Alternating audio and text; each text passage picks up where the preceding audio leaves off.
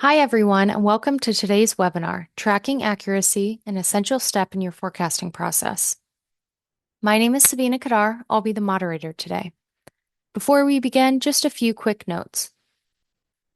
This webinar recording is part of our webinar archive, which can be found at forecastpro.com.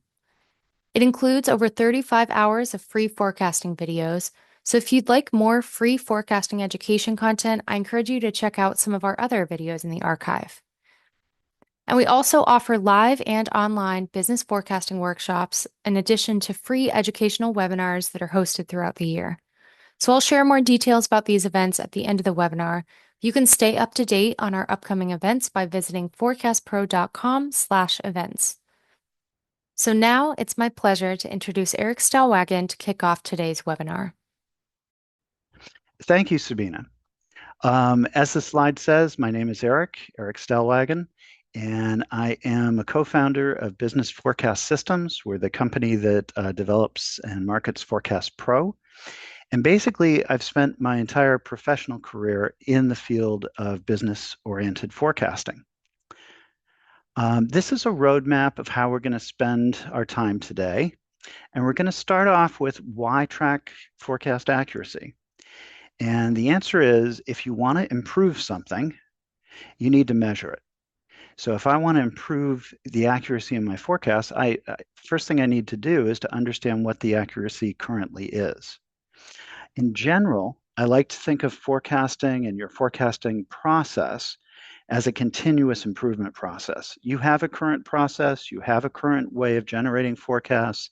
You may or may not be tracking accuracy at the moment, but you should be striving to improve your process and your forecasts. And by attending a class like this, then obviously you're interested in doing so, which is great. But again, we want to think of this as a continuous improvement process, and we really can't improve what we don't measure. And so tracking forecast accuracy is really an important thing to do. How do we measure error? We'll talk about common error measurements and explain the differences between them. And we'll talk a little bit about what might be appropriate in your situation. So what are the kinds of things that we consider as we choose ways of measuring error? We'll discover that there are a couple of different ways that one can track accuracy, and we'll explain the different ways and the pros and cons. Another thing that we want to be able to do is to spot problems early. If I can spot problems early, I can correct them quicker, and they cause fewer headaches. So we'll be looking at things like exception reporting. And often exception reports are going to include accuracy measures as part of the report. And we'll see how to use those to spot problems early when they do occur. Okay, so let's get started. Again, why do we track it? To improve our forecasting process. As I said previously, we need to know, what items are we doing a good job on? Where could the forecast be improved? And so it's essential that we measure and track the accuracy on an ongoing basis. We often want to gain insight into expected performance. So there is a question of when you give a forecast to management, for example, there's a question of, my forecast is 10,000, but what's the range? Because a forecast of 10,000 plus or minus a couple of hundred is very different than a forecast of 10,000 plus or minus 5,000. So this concept of, if we're tracking accuracy, we can see how performance, how we've performed over time, and we can get some insights into expected performance going forward. People also like to track accuracy to benchmark. And I would say the most important benchmark, as far as I'm concerned, is to sort of benchmark against yourself. In other words, what is your current forecast accuracy? And over time, can we improve that? So when you benchmark, you're sort of comparing your performance to something else. And in this case, what I'm suggesting is one of the most important benchmarks is comparing your current forecast accuracy to previous forecast accuracy?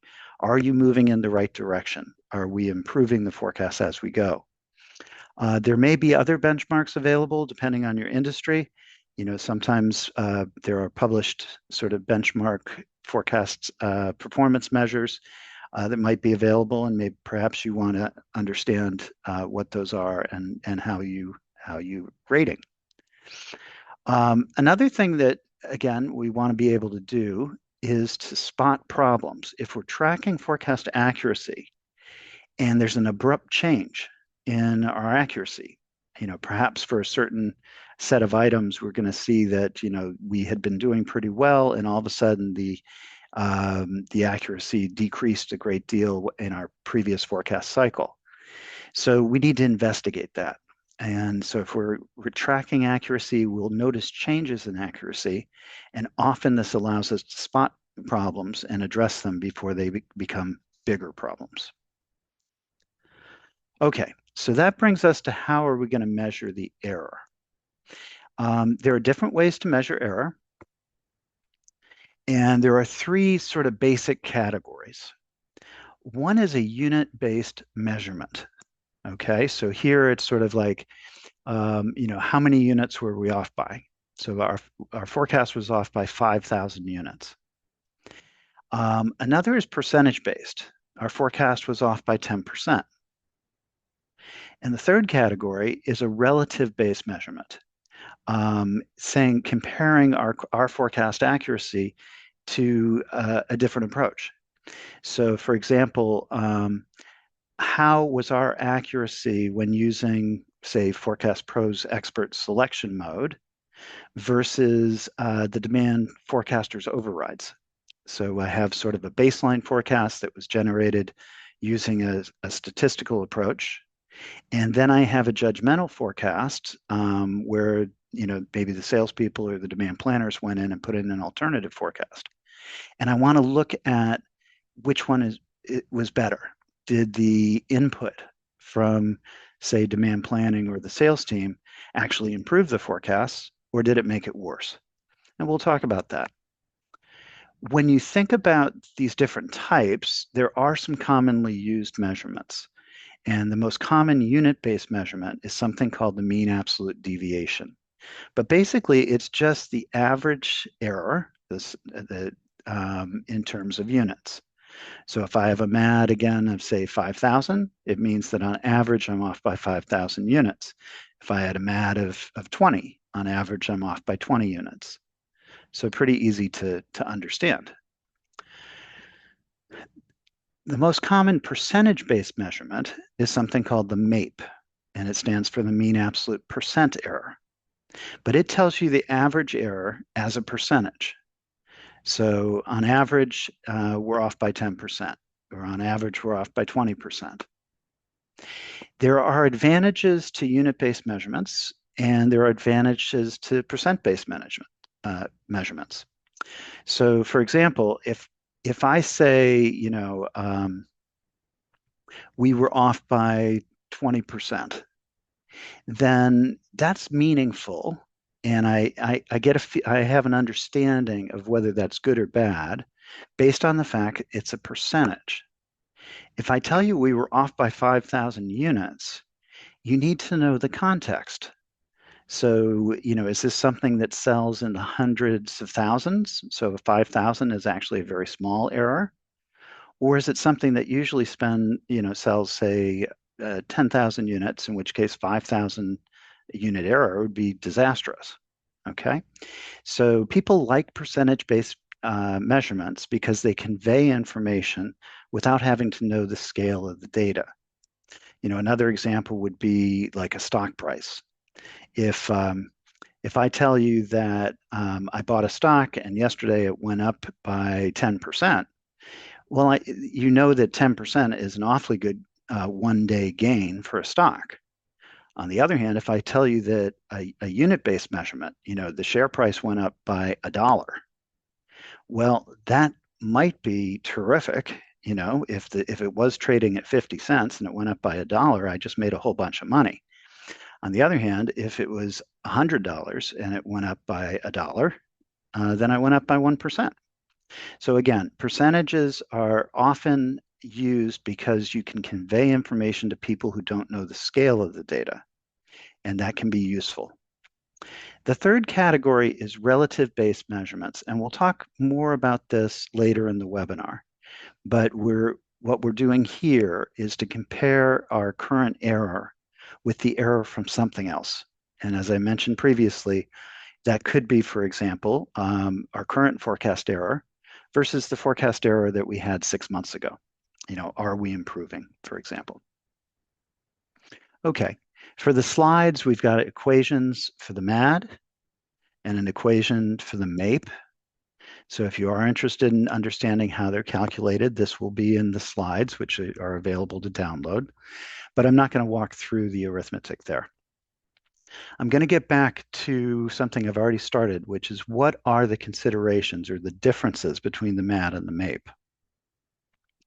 So I've already mentioned the first one. The MAPE is easy to interpret even when you don't know a product's demand volume.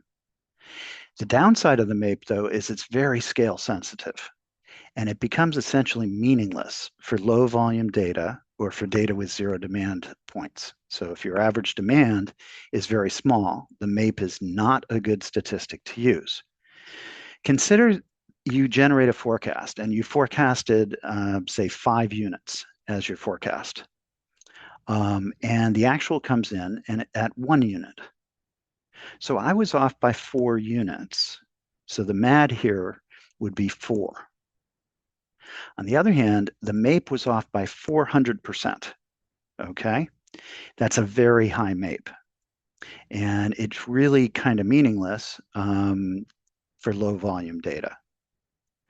So again, keep this in mind. If your company is focusing on percentage errors and you have low volume data or data with zeros in them, you're probably not using the best measurement here. The MAD, on the other hand, is a good statistic to use when analyzing a single product, or a single forecast, let's say, and you know the volume, because you'll know by looking at the unit error, if you understand the unit volume, whether that's a good MAD or a bad MAD. Now, what if we're looking at more than one product? Okay, so what if we're measuring error across different products? Now, we're going to see an example pretty soon, but as pretty much all of you know, when you're forecasting, you're usually dealing with a hierarchy. So I've got forecasts at different levels. I've got, say, total sales, and maybe that breaks down to product lines, and the product lines might break down to SKUs, and the SKUs might break down to warehouses, or perhaps it's organized, geographically with worldwide sales breaking down to countries, breaking down to territories, etc. So there's kind of a question of what if I'm looking at error measurements across a bunch of products?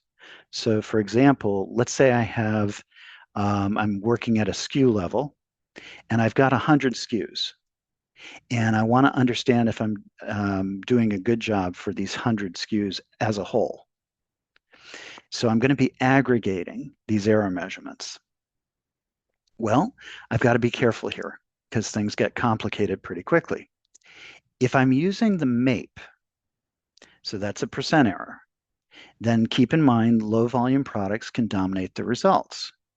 So if I've got 100 SKUs and 5 of them are very low volume and generating huge MAPEs, and then I'm averaging them over the 100 SKUs, I'm really going to have a problem because the low volume products are going to dominate.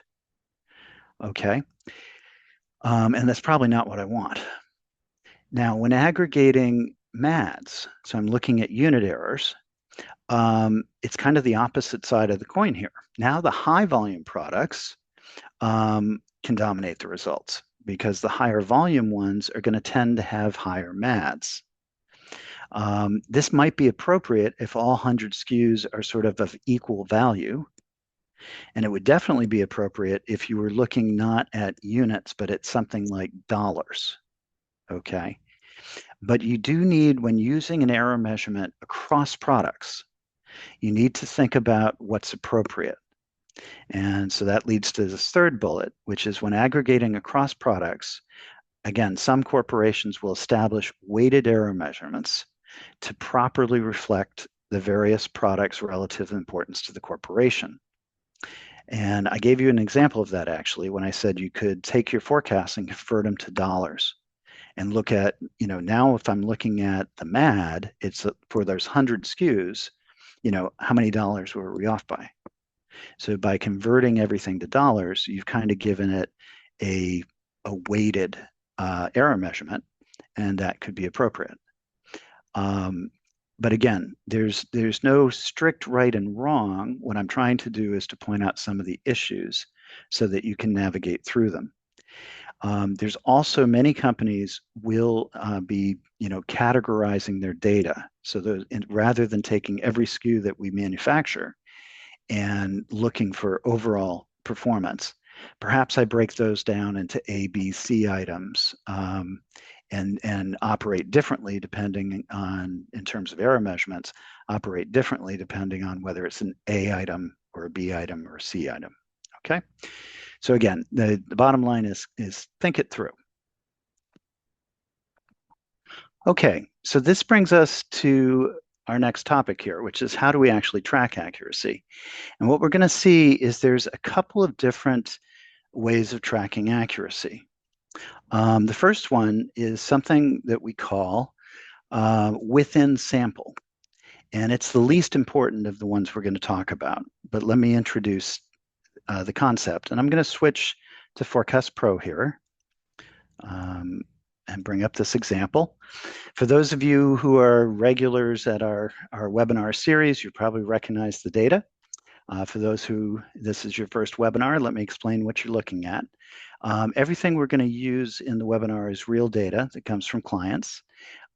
This is the history of sales for a food company that manufactures cakes and muffins, among other products.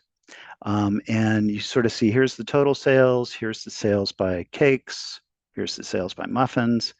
That breaks down into things like customers, so these be large grocery store chains, Food King, Groceryland, etc. And that breaks down to SKUs.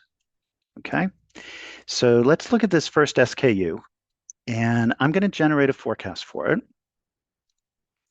And so I'm going to go ahead and put the forecast on. And it's a really bad forecast, okay? So I'm using a ruler. I'm fitting a best fit line through this. And I'm doing it to introduce this concept of within sample, okay? So if your forecasting method is to use a ruler and you use software to do it, it's going to use an equation. And the equation that I learned in, fifth grade was y equals mx plus b. Okay, that was the equation for the straight line. And I can fit that equation and get my m and my b, my slope and my intercept. And if I do that, I can generate this forecast.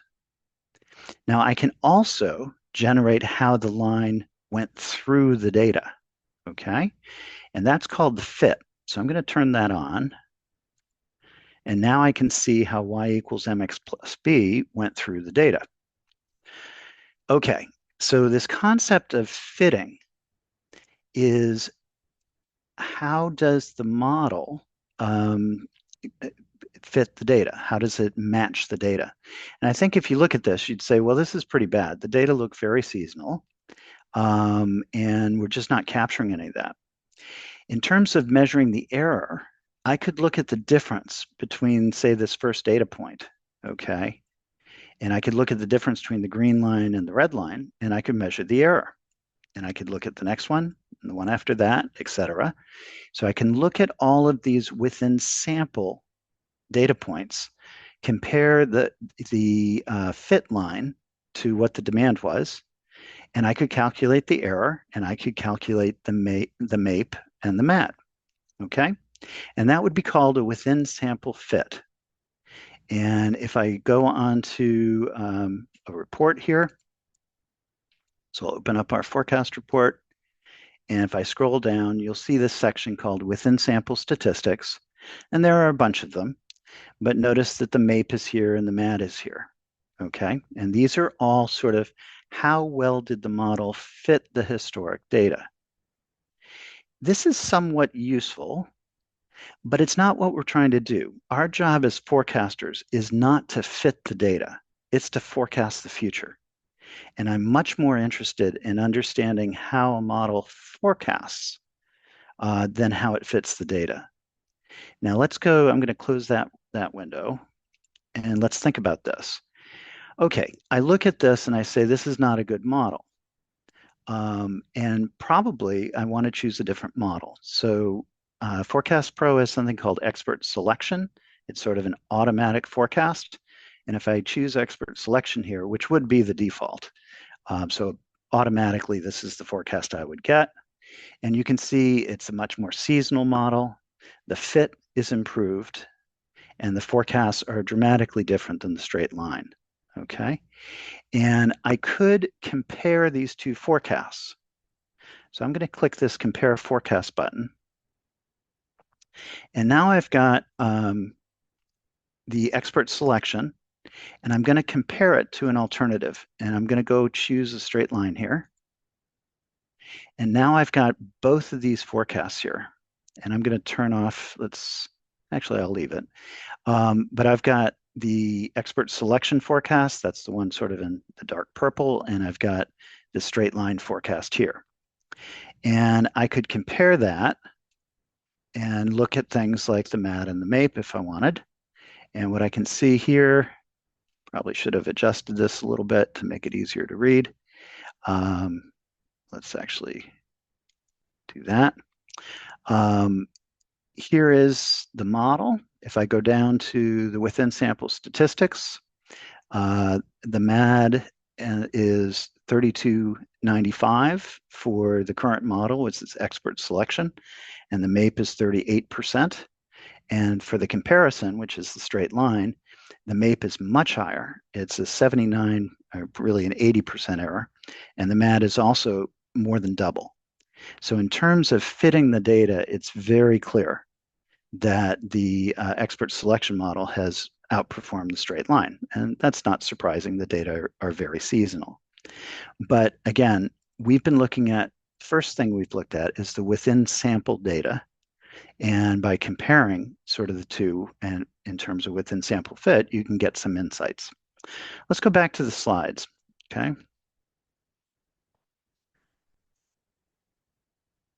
So what are within sample statistics good for? Well, they can help when building a model, particularly if you're building regression models or other models that kind of require iterative steps. You can try adding variables and see how it changes the fit. So it does have some usefulness, but what it isn't is an indication of performance. And this is where people sometimes really go wrong within sample statistics. So they look at something like, gee, we had a 38% error within samples, so I can expect that we'd have the same error going forward for the forecast. And that's just not the case. It is much easier to understand what happened historically and to fit the data than to forecast the future. So typically, your out of sample errors, the forecast errors, are going to be higher than within sample. So again, it's built in there. It can be useful. But what I really want to do is to concentrate not on the within sample errors, but rather on what's called the out of sample errors. And this is telling you how accurately we're actually forecasting the data. And it turns out there's a couple of ways of doing this. There's something called a holdout analysis. It actually has quite a few names. Some people will call it a simulation or an ex post forecast. And this is kind of, again, we'll show how this works, but it's a simulation. The other way I've called wait and see, okay? And that's the concept is I generate a forecast and I record it in a database, and then I wait for the future to unfold and understand how close I came. That requires that I keep the forecast from previous forecast periods, and I build what's called a forecast archive, and we'll see how that works. But this real-time tracking, keeping track of all the different forecasts you make, and then as the actuals come in, understanding how you performed is sort of the best practice here. Okay, and out of sample statistics yield a much better measure of expected forecast accuracy than within sample statistics. We'll take a look at how this holdout works and understand that. And it is useful for comparing statistical approaches to one another. But the real way to do this is to do real-time tracking, and that will measure the accuracy of your entire forecasting process.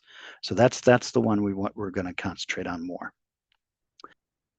Okay, so let's take a look at how the holdout analysis or the simulation actually works. And to do that, I'm going to go into the product, into a different example with the same data. And what I've done here is to take the green line, this is the historic data, and to chop off the last 12 data points. Okay, and what I'm going to do is to use, we've got about 4 years worth of data here. I'm going to use the first 3 years of data, so up to and including this point here, to forecast this section. Okay, so this is called an out of sample test because we're going to withhold some data. We're going to use, in this case, the first 3 years to select a forecasting method and generate the forecast. And we're going to then compare it against what happened.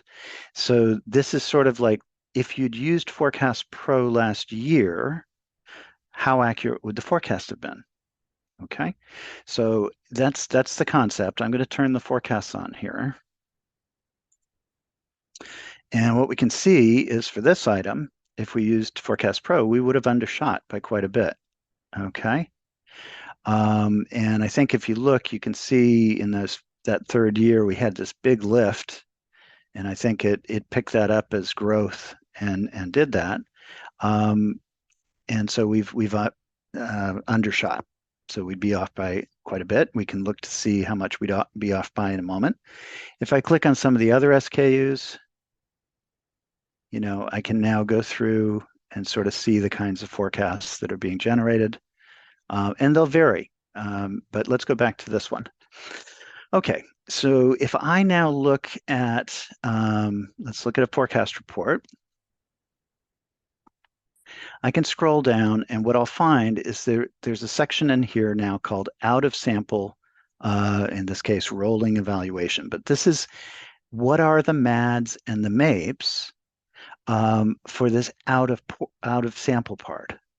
And what you can see is that out of sample, the MAD is around 3,600 overall, and the MAPE is actually 31%.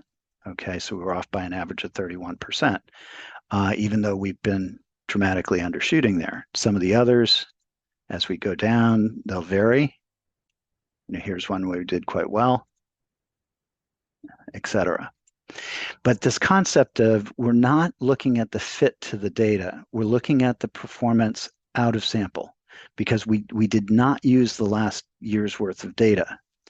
We also did this on a rolling basis, which basically says we generated the first forecast, the one shown on the screen, and then we looked at the next data point and forecasted the remaining 11, and then the remaining 10, and then the remaining 9, etc.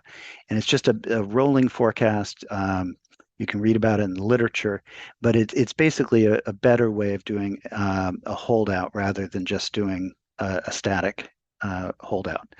And you can see in Forecast Pro, we show you the rolling results. We do also show you the static, which is what's actually on the screen. Again, we don't have time to go into great depth there, but if you're curious, you can look that up or ask ChatGPT to explain it. And that's what the rolling is a superior way of doing this. Okay, what is this simulation good for? It's very good for comparing statistical models. So if I go back to that forecast comparison, so I'm going to go back to compare forecasts. Okay, and let's turn off this grid. make that graph a little bigger. Actually, let me do this just to make it a little bigger. Okay. Let's go back to, this is the expert. What if we put that straight line back on here just for comparison? Okay, so now we have these two different forecasts and we want to compare them. We've already seen we could do the comparison with the within sample. So we looked at this last time, but now we can also do it with the out of sample. So if I scroll down, I'll get to the out of sample rolling, and I can compare how well we actually forecasted. So if we'd used expert selection last year, we would be off by 31% and with a MAD of 3,600, so the same as we saw last time. But if we use the comparison, which is the straight line, then the error increases.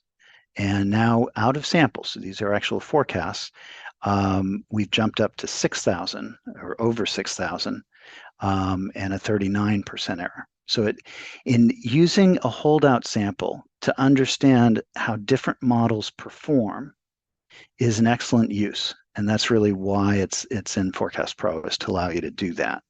And it's why that compare forecast utility is here as well. Okay, so let's go back to the slides and fill in some blanks here.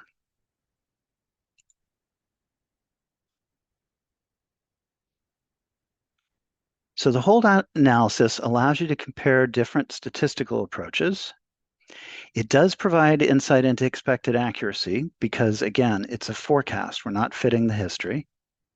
The downside is it may not be able to simulate your true forecasting process. So let's think about that for a second.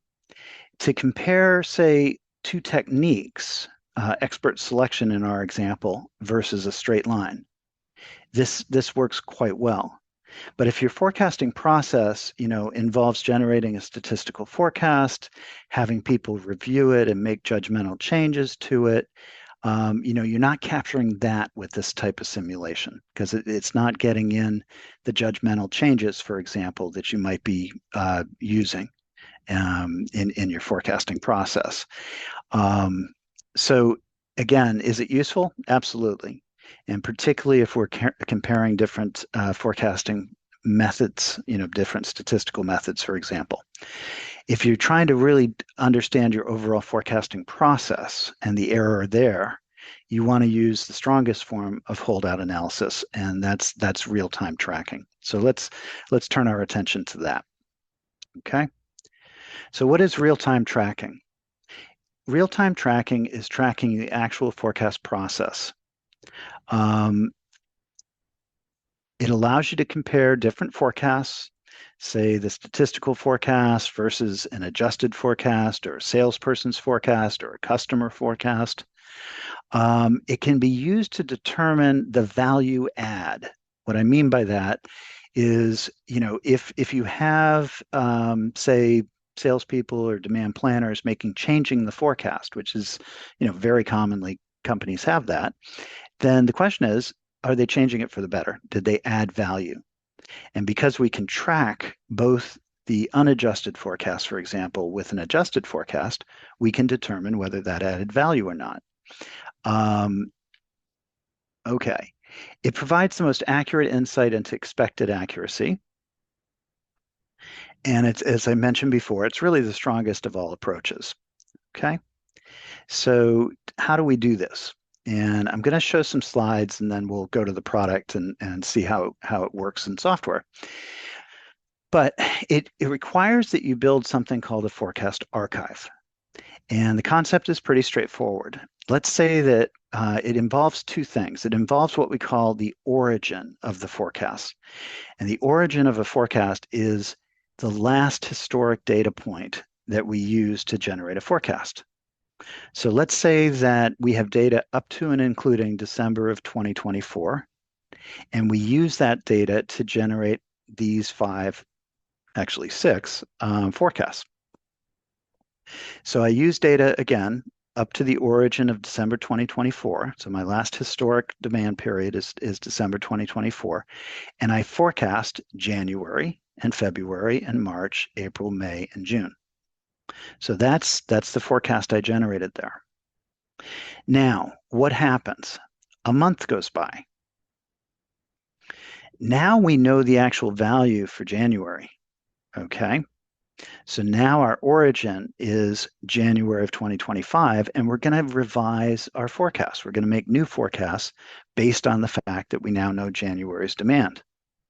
Notice that I can also now compare the forecast we made last month of 25,950 against what actually happened, which was 18,468.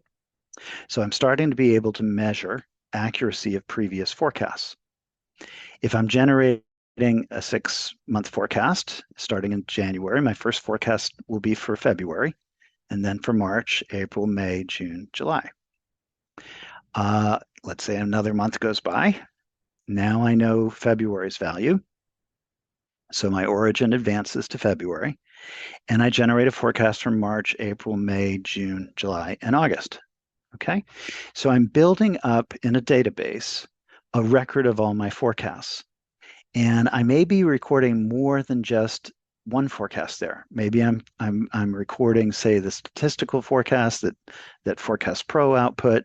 I'm also saving the let's say the demand planner forecast where they made adjustments to it. Perhaps I'm also saving, a customer forecast, but I can be saving a bunch of different forecasts. But the important thing is they're all going into a database so that I can track them and understand accuracies. This process continues. So another month passes, and then another month, and another month. And as we're building this record in our database of all the forecasts that we've generated, or building our forecast archive, you're going to get to a point where you've got enough data in the archive to start to analyze it. Okay. And I'm going to use this sort of red box section to explain how this works. This is sometimes called a waterfall report. Okay. And it's you can sort of see this kind of cascading look. And that's why they call it a waterfall. But when you're looking at a waterfall, you're sort of concentrating on this information that's in the archive. So I'm going to go to the next screen. There's a picture of this, and then we'll go to the product and sort of see how that works. Okay, so this is a waterfall report, and you can see that particularly the top part of it looks an awfully lot like the last slide. We've got what actually happened for the last 6 months. We have all the forecasts that we generated previously. The one that we generated back when we had data up through December, and we forecasted January, February, March, and the one that we had, when we had data up to including January and February and March, et cetera. So when you're thinking about these reports, you kind of concentrate on what I call rows and diagonals. And so let's think about that for a second. Each row is a forecast that was generated at a specific point in time. So that first row is the forecast we generated when we had data up to and including December. And this was the 6-month forecast that we generated. The second row is the forecast that we generated when we had data up to January 2025. And so it starts in February. The diagonals are the length ahead of the forecast. So if we think about all of these kind of bluish ones, they're all forecasts that were generated for 1 month ahead. So in December, we forecast January. That's a 1 month ahead forecast. When we had January's data, we forecasted February. That's also a 1 month ahead forecast. When we had February's data point, we forecasted March. So all of these diagonals correspond to how far out in the future we forecasted. So these are all 1 month forecasts. The ones highlighted here in purple are all 4 month ahead forecasts. And the ones not colored, you can see that this diagonal will be 2 month ahead forecast, and this one would be 3, et cetera. And that allows us to look at what we call lead times. So how accurate are our 1 month ahead forecasts? Well, we have 6 of them, and we can see that the MAPE there was about 23%, and the MAD 28.59. And there's some other error measurements as well. Perhaps our 4-month ahead forecast is particularly important because maybe that's the lead time to get, say, goods delivered. So orders need to be placed. And we can see that for our 4-month ahead forecast, our MAPE is about 20% and our MAD is 27.85. So again, just an example, but what's kind of nice about the waterfall report is I can be comparing forecasts made at different points in time. I can also be comparing forecasts made for different lead times, okay, 1-month ahead forecasts or 2-month ahead forecasts, etc. Okay, so let's go take a peek at this at the product. So here's a waterfall report. There is actually a graph component to it. I'm going to actually turn that off just so we can get a bigger look at the display, at the grid display. The one on the screen pretty much matches the one on the slide in terms of what it's currently displaying. But you actually have a great deal of flexibility when working with waterfall reports to display whatever information you wish. So for example, on this default report here, we're showing the actual forecasts that were generated and they're in the archive. If we prefer to look at something like the errors, we could do that. So now the display is showing the unit errors, or maybe I want to look at the percent errors. I'll go back to the forecast here. There's also a question of where do you want to view this? And with the limited time in the webinar, I'm not going to go too deep into this, but consider something like the following. Here's a report for cakes. So this is showing at the cakes level, what's the performance and how close did we come? On the other hand, if I wanted to say, I don't want to view the cake level performance, I want to view performance of all SKUs that are in cakes. That's a different display, and I could display that. Or I could say, how about one level below? So how are all of the customer level forecasts that went into cakes?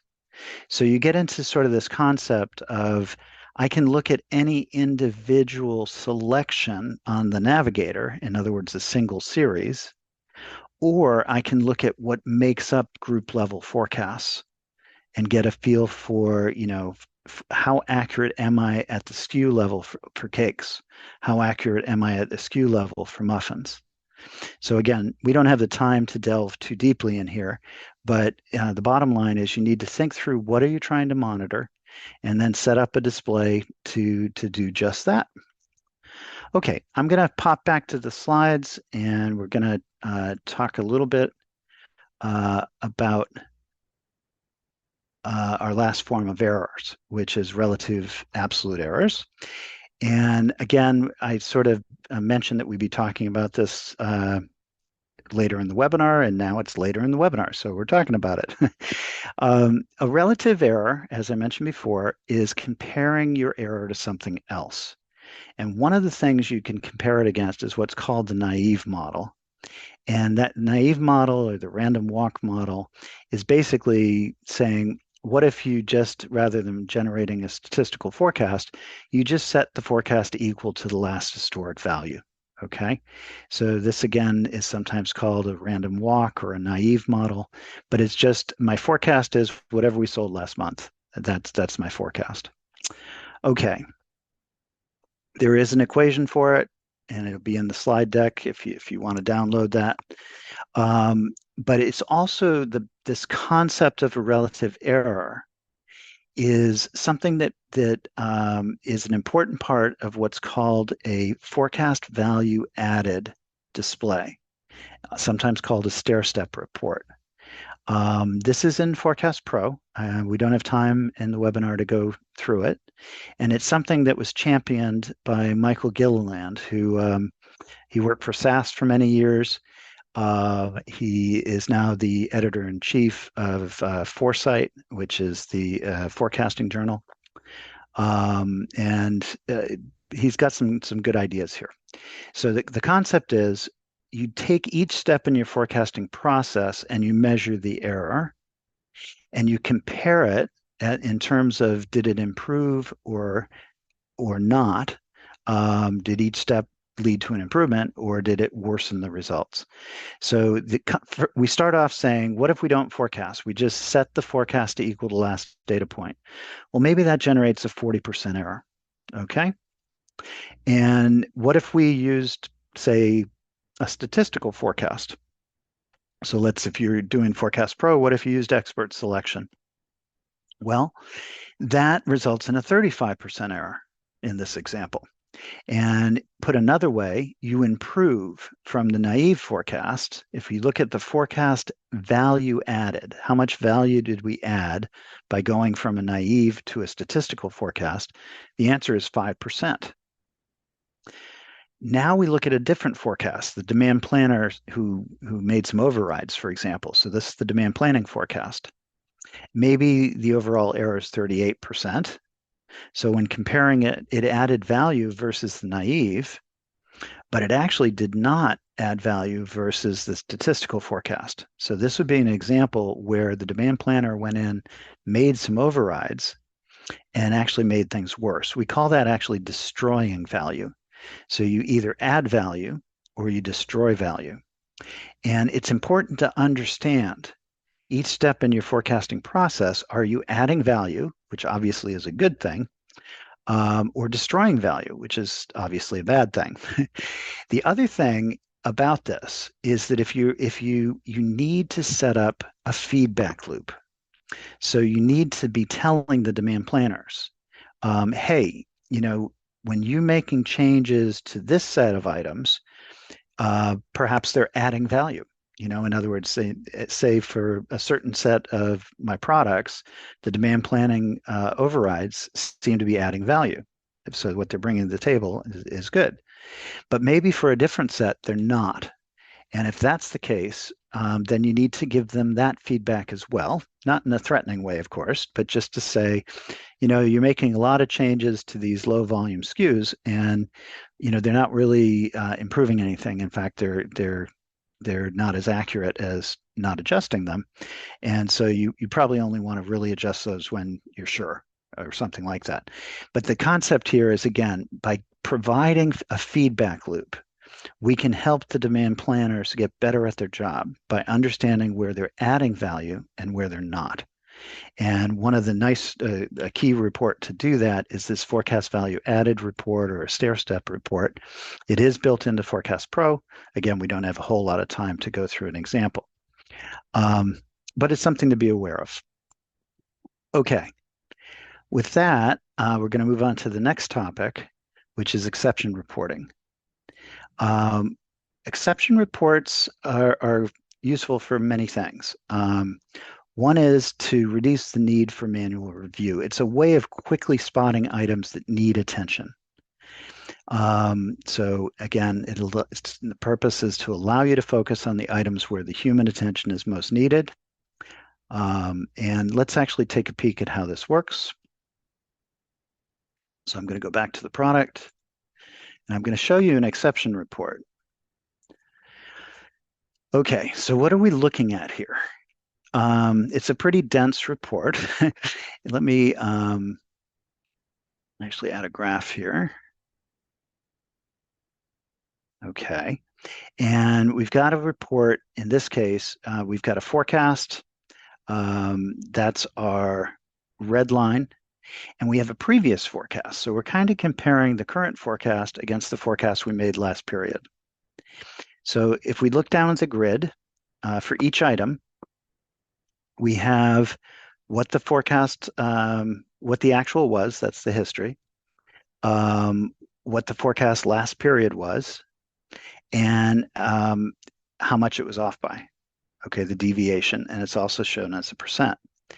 And I've got this color coded, and I'm going to double click on this first one, and that'll jump to it. And so what it's showing is that, we forecasted last month that the demand would be 8,630. That's this blue period up here. And in actuality, it came in much below that. So when we compare it to the last forecast, when we compare that forecast to the history, you can see that we were off by 6,000 units or 277%. That's a lot. This is all real data. And when I was setting up this example a fairly long time ago, when I first got the data set, I looked at this report and I noticed that all of my really big errors were all for Stuff Mart, and they were all muffins. So this one has, a 277% error. This one's 229. That's 220. That's 208. And they were all this first month was like a real low point for all of them. You can see we're missing them. I mean, this is a very accurate forecast for the rest of it, but we're really missing it here. Okay. And I don't work for this company, but if I did, I would go talk to the person that is in charge of muffins for Stuff Mart, because they're going to know what happened. This looks like a stock out to me. It looks like, again, we had good demand for this product, but all of the muffin SKUs for Stuff Mart in June of 2023, had very low sales, atypically low. And this is the concept again. We're trying to spot problems. This is a problem. And by understanding what happened, I could correct it.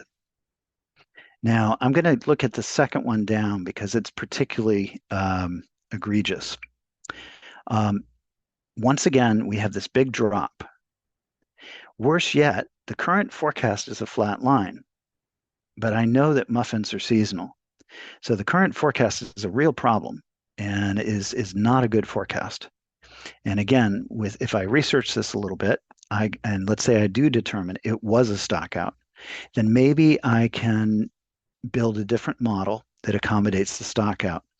This webinar is not on event modeling, although there is a recorded webinar on event modeling if you're interested. But a stock out can often be handled using what's called an event model. And I'm going to actually go ahead and put it on here.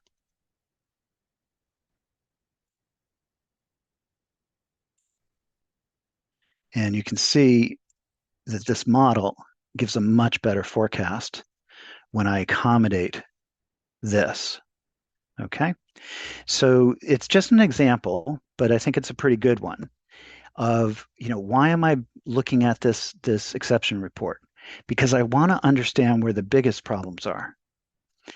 When I did this, I discovered a big problem with Stuff Mart muffins in June of 2023.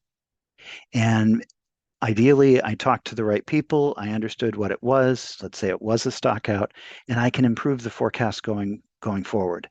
I can spot a problem early and correct it before it becomes a bigger problem. And that's great. I could continue to march down and look at the ones that are less of an error. Okay. But at some point you get to diminishing returns. So again, let's go back to the slides here and sort of wrap this up. What's the value of the exception report? It reduces the need for manual review. It allows you to focus on the items where human attention is needed most. That's sort of the bottom line here. Okay. Okay. So let's kind of move to conclusions here. Tracking forecast accuracy is extremely important. It allows you to improve your forecasting process. And again, I want you to be thinking in terms of continuous improvement. I want my forecasting process to be better, year after year. And to do so, I need to track accuracy, understand where I'm doing a good job, understand where I'm not, and be able to improve my process. We spent some time on error measurements, primarily on the MAD and the MAPE. They have strengths and weaknesses. Again, the MAPE conveys information very quickly, even if you don't know the scale of the data, but it has problems with low volume or zero demand items. The MAD is great for single series, but if you're going across series, then there are issues. So you need to think about the error measurements that make sense. and set up a process that leverages them. We looked at out-of-sample performance and discussed within-sample performance. Out-of-sample performance measures forecast accuracy, and that, as forecasters, is what we're trying to improve. Within-sample performance doesn't. It measures how well you fit the data.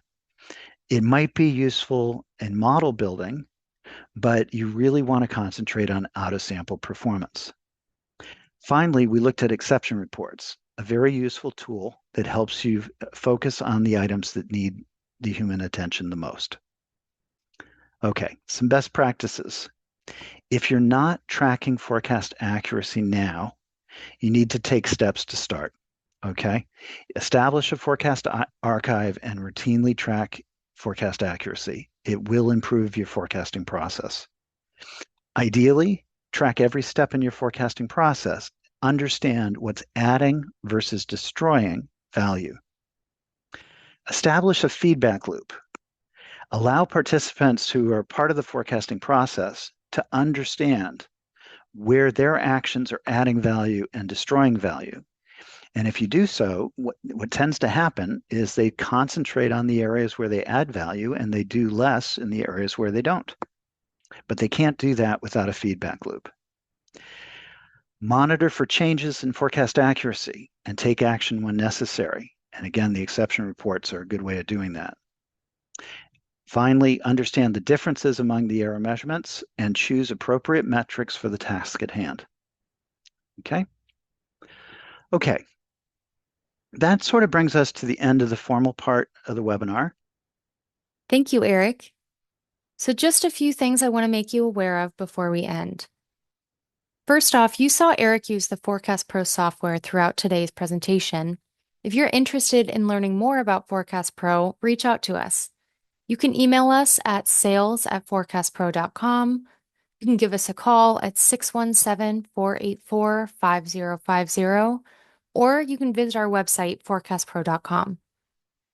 We'd be more than happy to set up a personalized demo for you where we can actually use your own data so you can see how Forecast Pro can help you and your team with your specific use case and forecasting process. Now, we also offer a free trial software where you can try out Forecast Pro for yourself for 21 days.